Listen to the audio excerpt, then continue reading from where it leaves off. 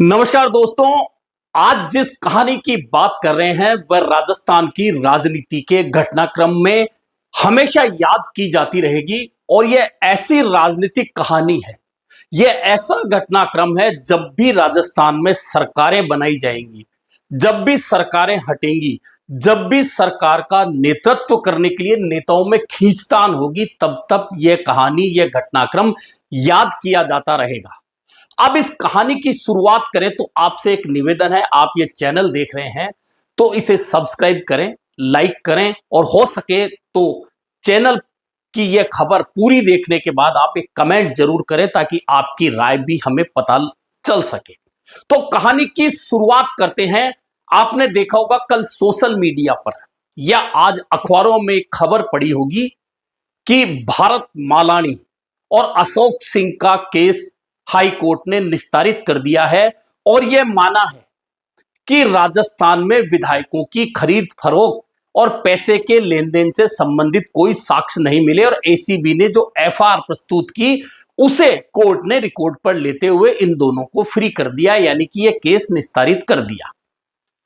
अब यह केस निस्तारित हो गया, उसके बाद में असल खबरें शुरू हुई, अपने अपने हिसाब से मॉडिफाई हुई है।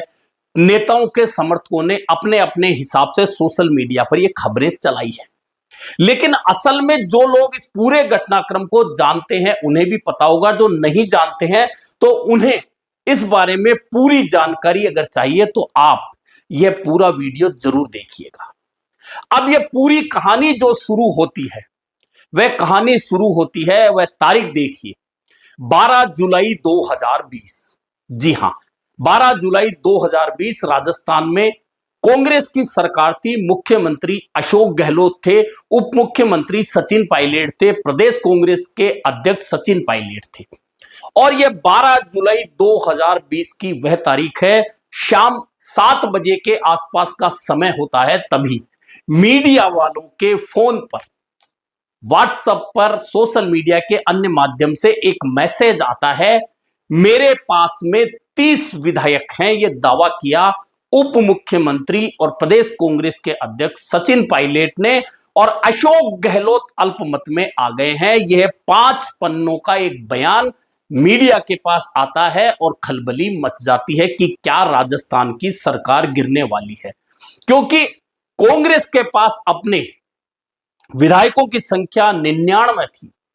6 विधायक बसपा वाले थे जो कांग्रेस में आ चुके थे, 13 निर्दलीय विधायक थे, बीटीपी के विधायक थे, मार्क्सवादी पार्टी के विधायक थे। कुल मिलाकर इस तरह से 120 से ज्यादा का आंकड़ा सरकार के पास था। लेकिन अगर 30 विधायक सचिन पायलट अपने पास होने का दावा करते हैं तो फिर अल्पमत में सरकार का आना लाजमी बनता था। उसके बाद खलबली मचती है और अशोक गहलोत अपनी सरकार बचाने के लिए बाड़ेबंदी में चले जाते हैं और उधर सचिन पायलट मानेसर में 18 विधायकों के साथ में बैठे होते हैं। अब जो मालानी और अशोक सिंह की केस निस्तारित हुआ है, अब कहा जा रहा है कि अशोक गहलोत के खिलाफ कोई बगावत नहीं हुई थी, सरकार गिराने की कोई कोशिश नहीं हुई थी और अशोक गहलोत ने खुद यह सारा खेल रचा था। चलिए मान लेते हैं। तो अब एक एक बात समझते हैं। 12 जुलाई को यह दावा होता है, उसके बाद में एक ऑडियो लोगों के सामने आता है जिसमें कथित रूप से पंडित भंवरलाल शर्मा, विधायक सरदार शहर, सरकार में तत्कालीन मंत्री विश्वेंद्र सिंह, तत्कालीन केंद्रीय मंत्री गजेंद्र सिंह, अशोक मालानी और भरत सिंह की आवाजें बताते हुए वह वीडियो ऑडियो रिलीज होता है जिसमें कथित तौर पर पैसे के लेन देन की बात होती है। यह वीडियो मीडिया के पास भी आता है, मीडिया इस वीडियो को रिलीज भी करती है, छपता भी है। जिस ऑडियो को जारी किया गया उसका केस आज भी दिल्ली में चल रहा है, यह आज सबको पता होगा। लेकिन बात यह है कि बगावत, अशोक सिंह और भरत मालानी की केस निस्तारित होने के बाद यह कहा जा रहा है कि बगावत नहीं हुई। चलिए एक बार मान लिया जाता है, तो फिर चर्चा शुरू वहां से होती है कि जो सचिन पायलट सहित 18 विधायक अन्य दिल्ली गए थे, मानेसर गए थे, तो वे क्या पिकनिक मनाने गए थे जबकि कोरोना काल चल रहा था? या फिर मानेसर में कोई कांग्रेस का नया हेडक्वार्टर बना था जहां पर अपनी शिकायत, अपनी बात रखने के लिए 19 विधायक गए थे? अब फिर बगावत नहीं थी तो फिर सचिन पायलट को यह बयान जारी करने की जरूरत कहां पड़ गई थी कि मेरे पास 30 विधायक हैं और अशोक गहलोत सरकार अल्पमत में आ गई है, जबकि वे खुद सरकार का हिस्सा होते हुए न सिर्फ उप मुख्यमंत्री थे बल्कि प्रदेश कांग्रेस के अध्यक्ष भी थे। बगावत नहीं मानी जाती अगर सचिन पायलट और वे तमाम विधायक सीधे अखिल भारतीय कांग्रेस कमेटी के कार्यालय में जाकर बैठ जाते, प्रदेश कांग्रेस कार्यालय में आकर बैठ जाते, किसी नेता पार्टी अध्यक्ष के घर जाकर बैठ जाते, पार्टी महासचिव के घर जाकर बैठ जाते और कहते कि हम अशोक गहलोत में विश्वास नहीं करते और मुख्यमंत्री बदला जाए, तो समझ में आता था कि बगावत नहीं हो रही। अब आप सोचिए कि सरकार का हिस्सा होते हुए एक उप मुख्यमंत्री, प्रदेश कांग्रेस के अध्यक्ष, जिनके ऊपर पार्टी चलाने और सरकार को चलाने की जिम्मेदारी, दोहरी जिम्मेदारी है, वे अगर अपने साथ 18 विधायक ले जाकर 30 विधायकों का दावा करते हुए अपने ही सरकार के मुख्यमंत्री को अल्पमत में बता दें, तो क्या फिर इसे बगावत की भाषा नहीं कही जाएगी? चलिए, बगावत नहीं थी, आप मानेसर, हो सकता है कि ये 19 विधायक उस समय कोई पिकनिक मनाने गए हों, मानेसर का कोई बहुत अच्छा पिकनिक स्पॉट हो जहां वे गए हों, तो फिर जब जब भी कांग्रेस विधायक दल की बैठक राजस्थान में बुलाई गई, तब पार्टी के प्रभारी महासचिव अविनाश पांडे, मीडिया सेल के प्रमुख रणदीप सुरजेवाला, वर्तमान में जो कोषाध्यक्ष हैं अजय माकन सहित तमाम लोगों ने, सह प्रभारियों ने कई मैसेज किए, पार्टी की ओर से कई मैसेज किए गए कि विधायक दल की बैठक में आकर 19 विधायकों को आना चाहिए, अपनी बात वहां रखनी चाहिए, लेकिन वे विधायक टस से मस नहीं हुए और मानेसर में डटे रहे। ऐसे में राजस्थान के बाकी बचे हुए विधायकों को होटलों में बाड़ाबंदी में रहना पड़ा। ऐसे में भाजपा को हमलावर होने का मौका मिलना था, मिला, और भाजपा ने सीधे सीधे कांग्रेस पर हमले बोले। यह तो वह कहानी है जो सबको नजर आ रही थी। अब अशोक गहलोत ने उस दौरान एक बात कही थी कि मैं गाजर मूली बेचने नहीं आया, कुछ लोग अमित शाह के यहां आधी रात को जाकर लड्डू खा रहे थे सरकार गिराने के प्रयास में। असल कहानी है यह, अशोक गहलोत ने किसी का नाम तो नहीं लिया, लेकिन आज तक यह रहस्य सामने भी नहीं आया कि आखिरकार वे नेता कौन थे जो अमित शाह के यहां आधी रात को जाकर लड्डू खा रहे थे। अब लोगों की निगाहें इन नेताओं को ढूंढती फिर रही है 2020 से आज तक। अब बात बार बार ये आ रही है कि बगावत नहीं थी, अशोक गहलोत ने खुद ये खेल रचा था। तो क्या सचिन पायलट जो उप मुख्यमंत्री थे उस सरकार के, प्रदेश कांग्रेस के अध्यक्ष थे, साथ में मंत्री थे और अन्य विधायक थे जो संख्या मिलाकर 19 होती थी, उन्हें मानेसर एक होटल में जिसमें वे रहते थे, क्या अशोक गहलोत ने भेजा था कि आप, यह बगावत नहीं है, आप घूम कर आ जाइए?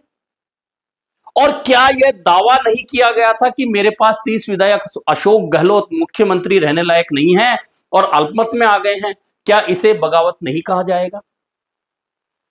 अब राजनीति की अलग अलग भाषा हो सकती है, और अब आप ये बता दीजिए कि कौन सा ऐसा मुख्यमंत्री होगा जो अपने ही विधायकों को इस तरह से दूसरे प्रदेश की किसी होटल में जाने के लिए कहेगा कि यह बगावत नहीं है, आप जाकर घूम कर आ जाइए?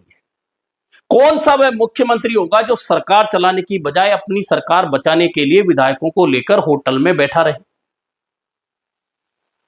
कुल मिलाकर इस पूरी कहानी में कई बार बहुत सारी बातें निकलकर आती हैं।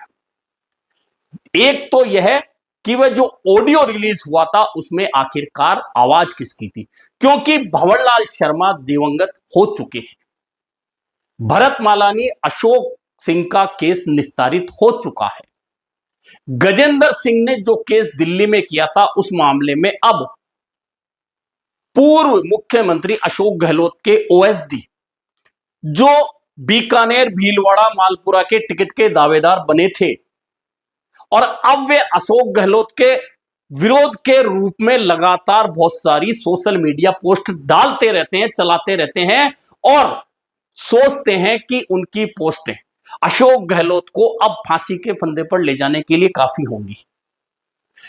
वही लोकेश अब उस फोन टेपिंग मामले में दिल्ली की अदालत में सरकारी गवाह बन चुके हैं। अब जो अशोक सिंह और भरत मालानी की केस निस्तारित होने की कहानी है, तो वह एसीबी ने चूंकि एफआईआर दी है, कोर्ट ने उसे मंजूर कर ली है, तो केस निस्तारित हो गया है। लेकिन भरत मालानी भाजपा के नेता हैं, यह सबको याद रखना चाहिए। राजस्थान में भाजपा की सरकार है, सारे अलग अलग घटनाक्रम हैं लेकिन जुड़े हुए एक दूसरे से हैं। बात सिर्फ यह है कि बगावत हुई थी या नहीं हुई थी, तो इसके बारे में सही बात, सारी तथ्यात्मक बातें अशोक गहलोत चूंकि उस वक्त सरकार बचाने के लिए रात दिन एक किए हुए थे, तो वे बता सकते हैं। उन्होंने ही कहा था कि कुछ लोग जो कांग्रेस के नेता है, वे अमित शाह के यहां लड्डू खाने गए थे। तो क्या यह वह तथ्य है जो अशोक गहलोत दिल्ली में कांग्रेस आला कमान को दे चुके हैं? और यही कारण है कि इस तथ्यों के आधार पर राजस्थान में पिछले कुछ दिनों से, महीनों से, 2-3 सालों से जो राजनीति चल रही है, उसके इर्द गिर्द ही चल रही है। अब 30 विधायकों के दावे की बात तो सचिन पायलट ने 12 जुलाई 2020 को ही कर दी थी। अब इस घटनाक्रम के आगे जाकर एक घटनाक्रम और हुआ था, आपको याद होगा, 25 सितंबर 2022 राजस्थान में कांग्रेस विधायक दल की बैठक मुख्यमंत्री आवास पर बुलाई गई थी। तब पर्यवेक्षक के रूप में मल्लिकार्जुन खड़गे और अजय माकन जो प्रभारी थे, वे आए थे। उस समय 70 से ज्यादा विधायकों ने उस बैठक का बहिष्कार करके और शांति धारीवाल के घर पर, जो कि वो मंत्री थे, एक बैठक करते हुए कह दिया था कि जो लोग पार्टी की सरकार गिराने में आमदा थे, आगे थे, अगुआ थे, हम उन्हें किसी भी स्थिति में मंजूर नहीं कर सकते। यानी कि विधायकों का 70% का एक धड़ा बिल्कुल उस विधायक दल की बैठक से ना सिर्फ अलग हो जाता है, बल्कि विधानसभा अध्यक्ष डॉक्टर सीपी जोशी के यहां जाकर इस्तीफे भी सौंप देता है। उधर रात को 2 बजे तक मल्लिकार्जुन खड़गे, अजय माकन, मुख्यमंत्री अशोक गहलोत सहित कुछ पार्टी के विधायक इंतजार करते हैं कि विधायक दल की बैठक हो। यानी अब संख्या की बात 12 जुलाई को जो दावा किया था, उसकी बात अब फिर याद कर लीजिए कि 70 से ज्यादा विधायक शांति धारीवाल के घर होते हैं। 12 से 15 विधायक मुख्यमंत्री आवास पर होते हैं, जहां मल्लिकार्जुन खड़गे, अजय माकन ने बैठक बुलाई थी। अब बाकी कितने विधायक बचते हैं, आप संख्या गिन लीजिए कि 30 विधायकों की संख्या, जिसका दावा 12 जुलाई को किया गया था, वह संख्या 25 सितंबर 2022 को भी सचिन पायलट के पास में नहीं हुई थी। अगर वह संख्या होती तो 30 + 15 16 विधायक मुख्यमंत्री निवास पर मौजूद थे, यानी कि वह संख्या 45-50 तक चली जाती और विधायक दल की बैठक होती और जो कुछ भी होना था वह हो चुका होता। लेकिन उस दिन तक भी सचिन पायलट के पास 30 विधायकों की संख्या नहीं हुई थी। यह अकाट्य सत्य है जिसे इनकार नहीं किया जा सकता। अब लोग कहते हैं कि उस दिन अशोक गहलोत ने सीधे सीधे आलाकमान को चुनौती दी थी। बात बिल्कुल सही है कि जिस मुख्यमंत्री में विश्वास जता रहे थे विधायक बाड़ाबंदी के समय, अचानक उस विधायक दल की बैठक से अलग होकर शांति धारीवाल के घर मीटिंग बुलाकर सीधे विधानसभा अध्यक्ष सीपी जोशी को इस्तीफा देने क्यों चले गए? यह निश्चित तौर पर अशोक गहलोत की कमजोरी और आलाकमान को चुनौती के रूप में दिखाया जा रहा है।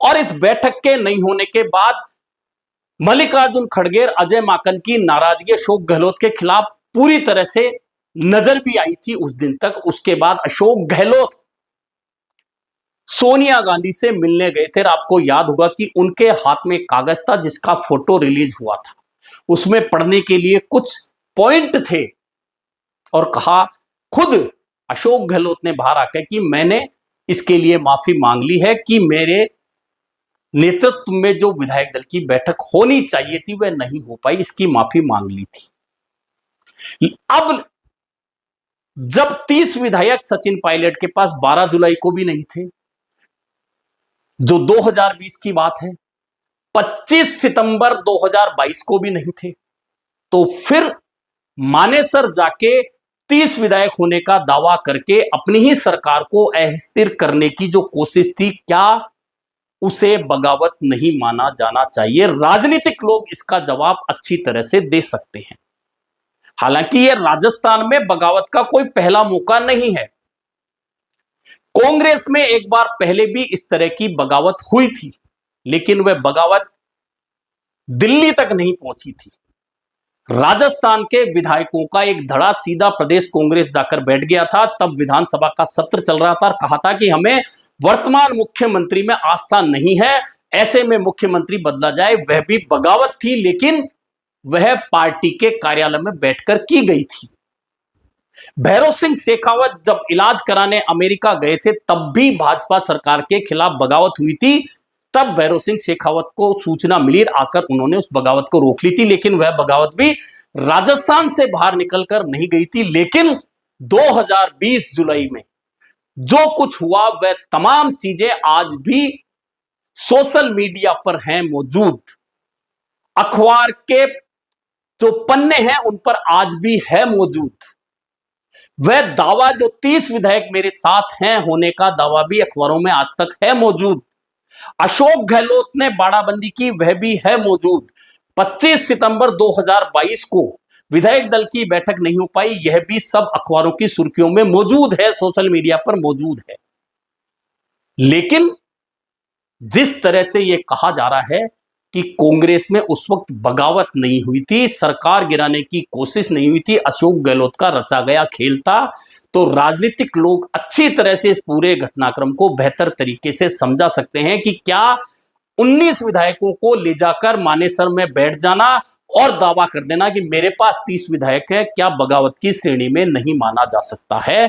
और क्या बार बार बुलाए जाने के बावजूद विधायक दल की बैठक में नहीं आना बगावत की श्रेणी में नहीं माना जा सकता है?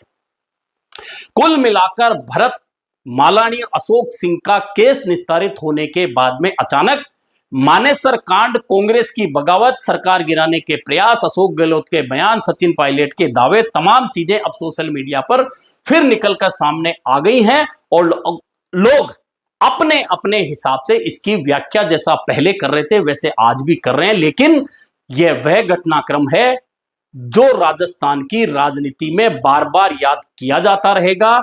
जैसा मैंने कहा, सरकार बनेंगी तब भी याद किया जाएगा, सरकारें जाएंगी तब भी याद किया जाता रहेगा, सरकारों में नेतृत्व के लिए लड़ाई होगी तब भी याद किया जाता रहेगा। और तमाम जो कहानियां हैं लोग अपने अपने हिसाब से व्याख्या करते रहेंगे। लेकिन यह सही है कि उस समय जुलाई 2020 में राजस्थान में कांग्रेस की सरकार निश्चित तौर पर लगभग अस्थिर होने की स्थिति में आ गई थी।